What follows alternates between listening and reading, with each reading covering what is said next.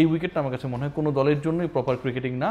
মিরাজ চাইলে এই যে রিভিউ নষ্ট করা, এই টাইপের কর্মকাণ্ড যেগুলো তিনি করেন নিয়মিতভাবে, এগুলো একটু কম করলে ভালো হতো। তো সোহানের আগে মিরাজের ব্যাটিং করাটা আমি মনে করি যে এই মুহূর্তে খুব বেশি আইডিয়াল না। অসাধারণ। অনেকেই বলবে যে উইকেট খারাপ, ধান ক্ষেত স্পিনিং হয়েছে, আমি ডিসএগ্রি করব না, কিন্তু মজার ব্যাপার যেটা যে এই ধান ক্ষেতের উইকেটেও তো আসলে উইকেট নেওয়ার মতো আরও অনেকেই ছিল। রিশাদ কেম অ্যাজ দ্য ফিফথ বোলার, তার আগে মেহেদী হাসান মিরাজ বল করেছে, তানভীর বল করেছে, মুস্তাফিজ বল করেছে, রাইট? সো বাংলাদেশের ব্রেক থ্রু আনার ক্ষেত্রে এই ধান ক্ষেতের উইকেটটাতেই কন্ট্রোল বল করা, বল ঘোরানো এবং প্রতিপক্ষের উইকেট নেওয়া, 5-এ 5 করা, সব কিছুই তো রিশাদ করেছে। So you should salute him and you should give him the total credit. কারণ স্পিনিং উইকেট নিয়ে কোনো ধরনের যদি ডিবেট না থাকে তাহলে বাকি স্পিনাররাও কিন্তু সফল হতে পারেনি, রিশাদ সেখানটা হয়েছে। উইকেট আমার কাছে মনে হয় আরও একটু বেটার হতে পারতো। মানে বাংলাদেশের ব্যাটসম্যানরা তো এমনিতেই রান করতে পারে না, এর মধ্যে এরকম উইকেট আপনি ফেলে দিয়েছেন।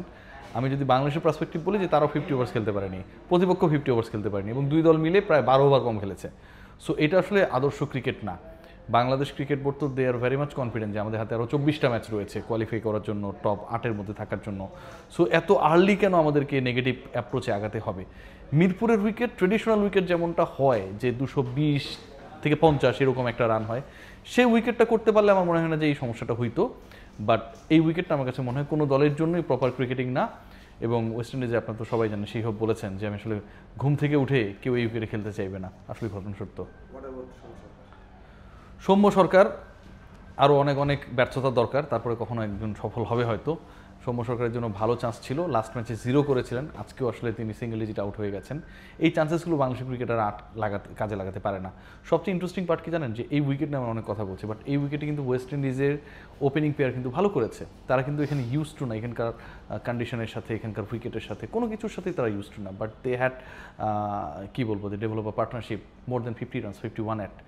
সো ওই জায়গা থেকে আমার কাছে মনে হয় যে বাংলাদেশের দুজন ওপেনার সেই কাজটা করতে পারেনি। একজন উইকেটে থেকে আউট হয়ে গেছে, সেটা যদি মানাও যায়, 2 ওপেনারই আপনার হচ্ছে 2 ওভার 3 ওভারের মধ্যে আউট হয়ে গেল, একটা প্রেশার সিচুয়েশন ক্রিয়েট হলো। নাজমুল হোসেন শান্ত কিন্তু তাহিদ হৃদয়, তারা প্রপার স্ট্রাইক রেটে, স্মার্ট স্ট্রাইক রেটে খেলতে পারলেন না। এটার দায়টা কিন্তু আসলে 2 ওপেনারের। আপনি যদি বলেন যে অনেক ডিফিকাল্ট উইকেট ছিল এই কারণে পারি নাই, এই লজিকটা আমি অ্যাকসেপ্ট করবো না। 2টা কারণে, একটা হচ্ছে যে ওয়েস্ট ইন্ডিজের 2 ওপেনার ভালো করেছে, বাংলাদেশের ওপেনাররা ভালো করতে পারেনি, তারা মোর ইউজড উইকেটে খেলেছে কিন্তু, ঠিক আছে, নাম্বার 1। নাম্বার 2, আপনার দলেরই কিন্তু রিশাদ হোসেন কিংবা পরের দিকের ব্যাটাররা কিন্তু টিকে থেকে খেলেছে। রিশাদ হোসেন 200 স্ট্রাইক রেটে ব্যাট করেছে, মাহিদুল ইসলাম অঙ্কন 60 স্ট্রাইক রেটে ব্যাট করেছে, 46 করেছে, নাজমুল হোসেন শান্ত 30+ করেছে, তাহিদ হৃদয় 51 করেছে। তার মানে কি? তার মানে আপনি উইকেটে টিকে থাকতে পারতেন, সেটা 2 ওপেনার পারে নাই।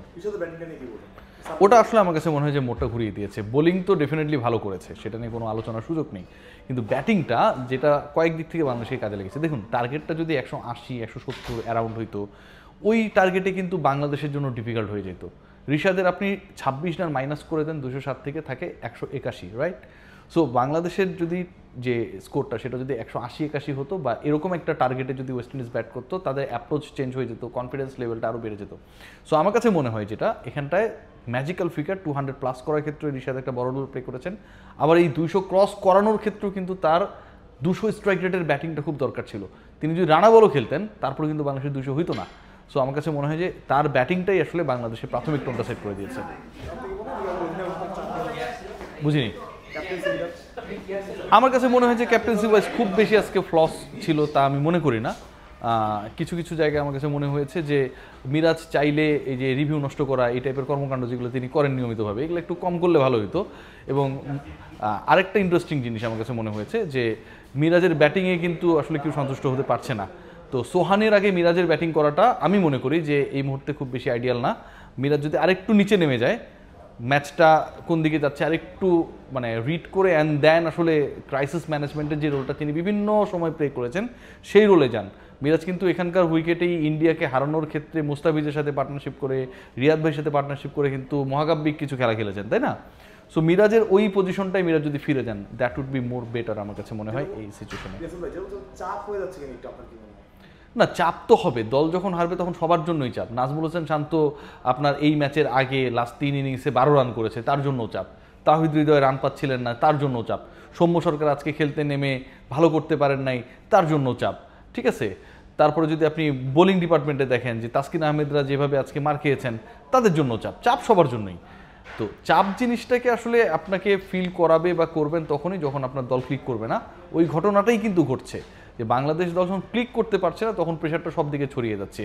আজকে ম্যাচ বাংলাদেশ জিতে গেছে, আপনি দেখেন পরের ম্যাচে যদি বাংলাদেশ জয় পায়, বাংলাদেশ যদি 2-1 সিরিজটা মানে 2-0 সিরিজ নিশ্চিত করে ফেলে লাস্ট ম্যাচের আগে, ওই জায়গা থেকে কিন্তু দেখবেন যে থার্ড ম্যাচে বাংলাদেশ আরো মোর কনফিডেন্ট ক্রিকেট খেলবে। এখন অনেক ক্ষেত্রে হচ্ছে কি ওভার কশাস হইতে গিয়েও কিন্তু উইকেট চলে যায়, সেটাও কিন্তু একটা কারণ, এটাও কিন্তু আপনাকে মাথায় রাখতে হবে।